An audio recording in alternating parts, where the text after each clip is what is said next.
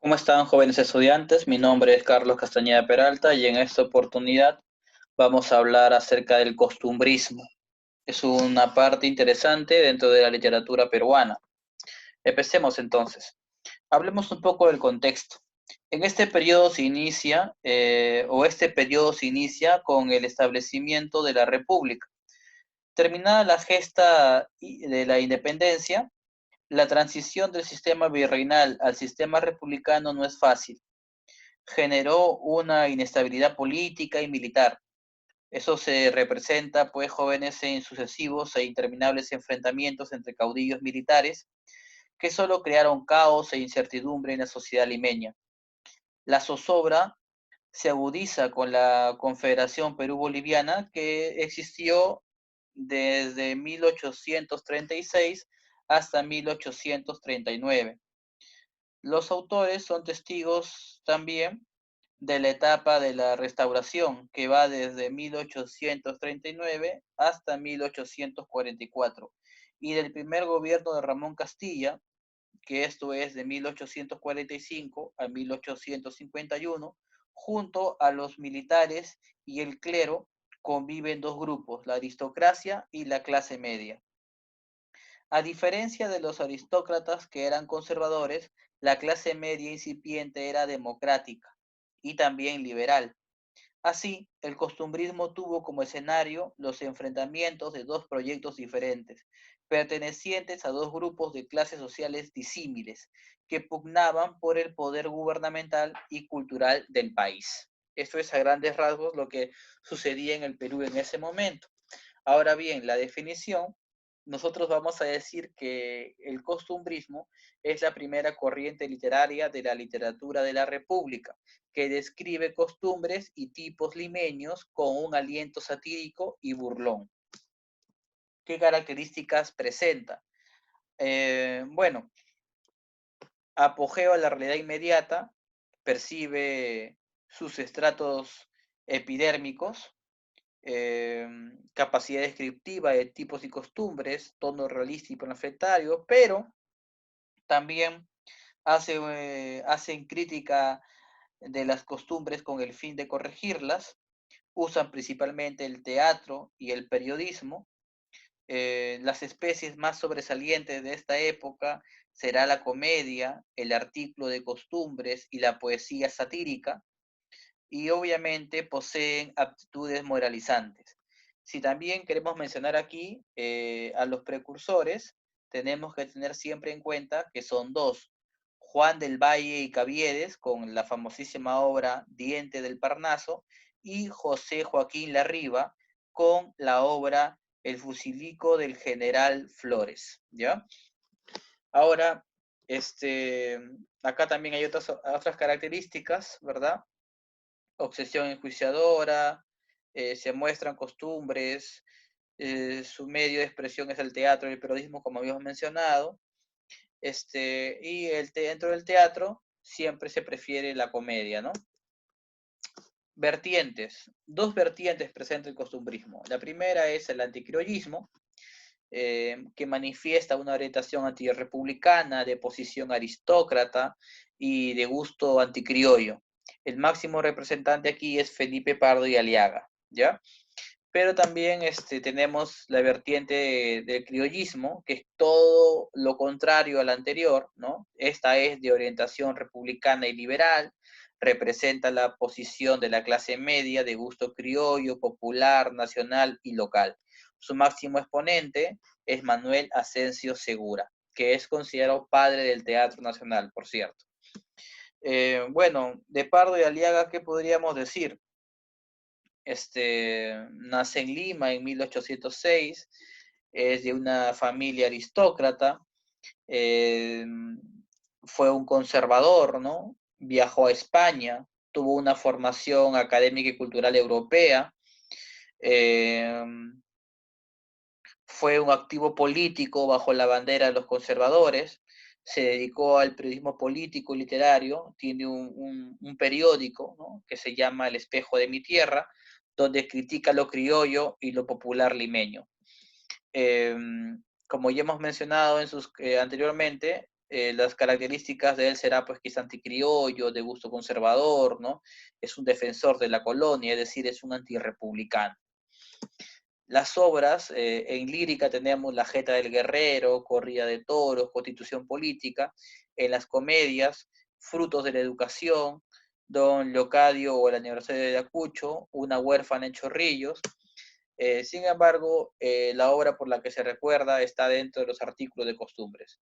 En particular, la obra más conocida de Felipe Pardo es la que se titula Un viaje, ¿no? Un viaje. Por eso pasaremos a analizar un viaje de forma rápida, de género narrativo, especie satírica, especie artículo de costumbres. El tono que utiliza es un tono satírico, burlón y jocoso. Obviamente hace burla de la antigua y complicada manera de viajar, critica también a la aristocracia local, en este caso la aristocracia limeña, y el tema principal es la sobreprotección y el engreimiento, ¿no? El argumento es sencillo, ¿no? Es Goyito, que se ha pasado buen tiempo mandando cartas, en este caso 3 años, cartas hacia Chile y también recibiendo cartas por un tema de negocios familiares, decide ya viajar, ¿no? Viajar a Chile. Este es un gran acontecimiento para la familia y para la ciudad. Lo curioso es que este famoso niño Goyito en realidad tiene 52 años, ¿no? Pero aún le siguen llamando así. Y la historia va a tratar de todos los preparativos para este viaje, ¿no? Que realmente los preparativos para ese viaje duran 6 meses, ¿ya? Y donde todas las partes de la familia, de servidumbre y todo, se van a dividir el trabajo, ¿no? Para hacer más cómodo y seguro este viaje para el niño Goyito, ¿ya? Incluso llegan al escándalo de formar una comisión para examinar el buen estado del barco, pues, ¿no? No vaya que el barco se vaya a hundir y perezca el niño Goyito. Entonces, este, hasta que por fin el niño Goyito pues emprende este viaje, ¿no? Y este viaje pues va a marcar un hito en el habla limeña, pues, ¿no? Pues la gente dirá que hay un antes y un después del viaje del niño Goyito, ¿no? Y eso es en el tono que se narra la obra, es generalmente todo satírico, ¿no? Por eso es una de las obras más importantes de este escritor. Por otro lado, entramos a la figura de Manuel Asensio Segura, que nace en Lima en 1805, ingresa al ejército realista como cadete en 1824, cuando ya terminaba el virreinato. Siguió en la milicia hasta 1841, donde obtuvo el grado de sargento mayor, y luego se dedicó al periodismo y a la literatura, ¿no? Ese es el caso de Segura, ¿no? Su rival político y literario será siempre Felipe Pardo y Aliaga. Entre las obras que destaca tenemos pues la poesía satírica, como A las muchachas, La peli muertada. En el teatro, Lances de Mancaes, El Sargento Canuto, ¿no? La saya y el manto, Ñacatita, que es la obra más importante. Pero también tenemos que mencionar algunas de las características de él como escritor. Como ya había mencionado, se le considera padre del Teatro Nacional Peruano, era republicano, liberal y representante de la clase media. También va a defender lo criollo, lo popular y lo nacional, ¿ya? Y incluso la forma de hablar en sus obras va a ser de un tono o de un lenguaje criollo, ¿no? Un lenguaje criollo y de habla coloquial. Bueno, esto es básicamente lo que plantea Manuel Asensio Segura. La valoración de su obra, bueno, como ya les había dicho, es padre del Teatro Nacional, debido a que a su abundante producción dramática, sus personajes que son típicos criollos, ¿no? Pertenecientes obviamente a la clase media, sus recursos de lenguaje, ya que utiliza con frecuencia modismos y términos coloquiales y populares, ¿no? Propios de la Lima de la primera mitad del siglo XIX. Ñacatita es una obra de 1845 que pertenece al género dramático, especie comedia de costumbres, se divide en 4 actos, está escrita en versos octosílabos con rima consonante, usa el humor y la sátira, y obviamente esta obra tiene, esto es un dato muy importante, tiene influencia neoclásica, y básicamente de la obra El sí de las niñas, cuyo autor es el escritor español Leandro Fernández de Moratín. El tema principal es la falsa beatería o hipócrita devoción. La discordia matrimonial también es otro tema fundamental en esta obra. Bueno, en cuanto al argumento, vamos a mencionar pues que los esposos, don Jesús y doña Rufina, tienen una hija ya casamentera, ¿no? Que es Juliana. La madre ambiciosa, que está siendo instada por Ñacatita, que es una anciana pícara, chismosa e intrigante, pretende desposar a su hija con don Alejo, que es un señor enamorador, mujeriego, por así decirlo, que finge ser de alta clase y de holgada comodidad, ¿no? O sea, él como que dice, yo tengo mucho, mucho dinero. Juliana, que ama a otro joven llamado Manuel, que es un muchacho que no posee muchos recursos económicos, se niega a complacer a su madre y tiene que soportar los insultos de esta, quien ha prohibido que don Manuel visite la casa. Don Jesús, por su parte, ve conveniente un matrimonio entre su hija Juliana y el joven Manuel, pero no ha hecho nada público, ¿no? Digamos que todo se ha quedado en su mente, él no ha hecho público su pensamiento.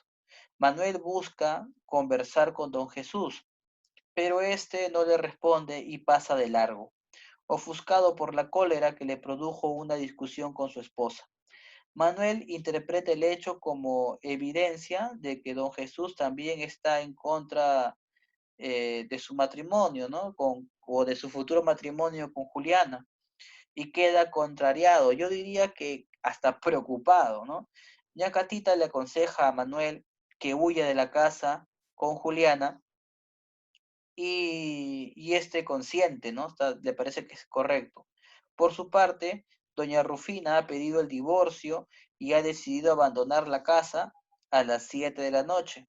A esa hora, don Jesús sorprende a los jóvenes listos para fugar y llama a su esposa Rufina para que explique la conducta de la hija rebelde.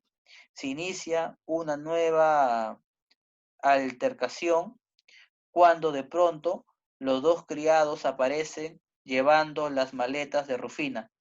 Don Jesús ordena que no saquen ninguna maleta, pero Rufina se opone tercamente. En ese momento aparece don Alejo, fanfarrón como siempre. Don Jesús, furioso, lo llama bribón, pillos, ¿no? O sea, como un sinvergüenza. Don Alejo, perplejo, le reta un desafío. Todos están preocupados de cómo va a terminar este duelo. Es entonces cuando llega don Juan, un viejo amigo de la familia, trayendo un recado para don Jesús. Aquel involuntariamente reconoce a don Alejo, al que le hace entrega de una carta de su esposa que está en Cusco. Al desbaratarse su plan, Alejo se retira. Rufina llora su desgracia arrepentida y Ñacatita es echada de la casa. Don Jesús, por intercesión de don Juan, perdona la bellaquería de Rufina y hace que todos se reconcilien. Y así es como esta obra llega a su fin, ¿no? El tema central o los temas que toca esta obra es la manipulación de Ñacatita, el matrimonio concertado por la madre y la rebeldía de la hija. Los personajes, Ñacatita, Jesús, Juliana, y Juan, ¿verdad? Que viene a ser el amigo que descubre la verdadera identidad de Don Alejo.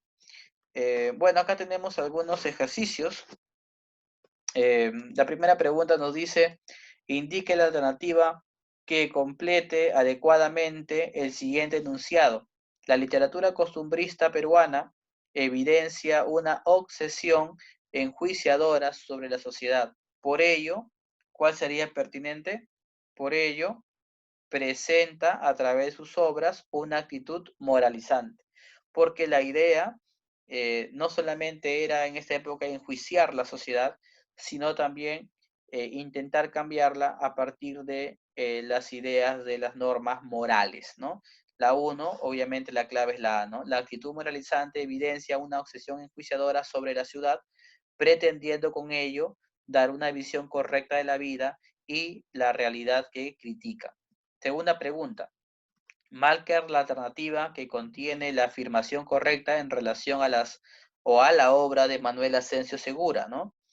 Bueno, aquí vamos a mencionar que escribió comedias como El Sargento Canuto, ¿verdad? La respuesta es la letra E. Efectivamente, Manuel Asensio Segura destacó en el género dramático con comedias como El Sargento Canuto. También produjo textos líricos, versos satíricos como A las muchachas, y en el género épico publicó una novela titulada Gonzalo Pizarro. Ustedes verán que en la clave A se pone publicó un ensayo, pero no era ensayo, ¿verdad? Sino es una novela. Pregunta número 3. Con respecto a los personajes de la comedia de Manuel Asensio Segura, Ñacatita, marque la afirmación correcta. Aquí pues nos tenemos que ir hacia la clave D, donde dice Juan pone al descubierto a don Alejo, ¿no? Cuando le entrega la carta de su esposa que yace en el Cusco. Y obviamente la respuesta es la D, ¿no? Al final de esta comedia, Juan, amigo de don Jesús, llega y visita y revela que Alejo estaba casado en el Cusco. Pregunta 4. Los personajes que traza Manuel Asensio Segura son, ¿qué son? Criollos limeños, pertenecientes a la clase media o a los estratos populares. Como recurso del lenguaje, el autor ¿qué usa? Modismos, términos coloquiales y populares. Respuesta a la C. Bueno, chicos, con esto estamos llegando al final de la clase. Espero que hayan disfrutado la clase tanto como yo. Espero que pronto nos podamos volver a ver y charlar sobre estos temas. Si hay alguna duda, pregunta, por favor hacérmela llegar, que yo gustoso de responderla. Conmigo será hasta la siguiente clase. Un fuerte abrazo y que tengan una linda semana.